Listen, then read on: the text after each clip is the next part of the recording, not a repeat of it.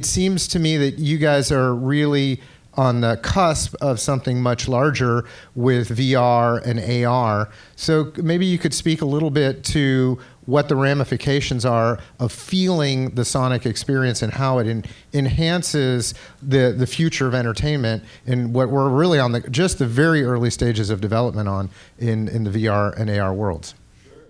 Yeah, I mean, we're right.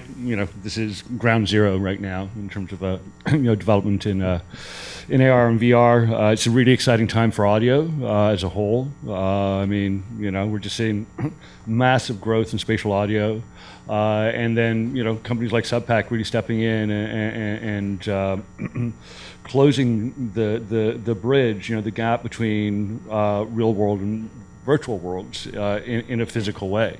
VR. I know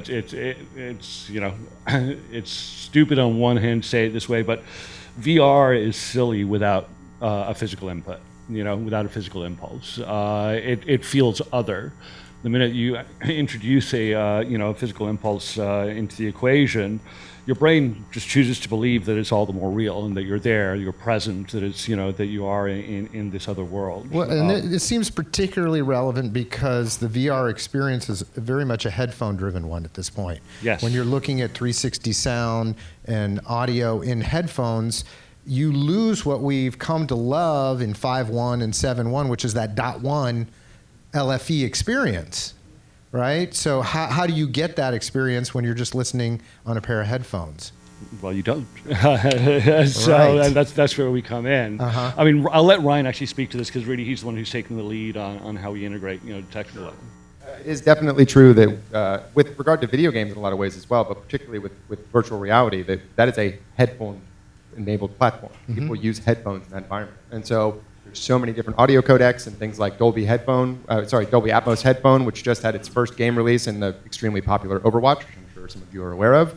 That's the first title that shipped with full Atmos emulation over a stereo stream, mm-hmm. Right? And as you mentioned, for those of you who don't know, Blizzard's Overwatch. Yeah, right? Blizzard's Overwatch, extremely popular game right now. That being said, as you mentioned, most headphones aren't going to make it down to 60, 50, 40, 30, or where our product goes, 5 hertz, mm-hmm. Right? So by enabling people to have these surround-style, positional, brain-fooling experiences with headphones, but if you cut off those low frequencies, there's an entire realm of data that is just no longer accessible to them.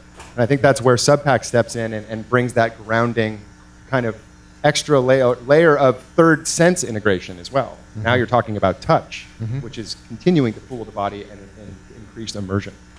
If you're a music producer, subscribe to our channel and stay up to date on the latest Pyramind tutorial videos, track breakdowns, elite sessions, and more. Visit us at pyramind.com.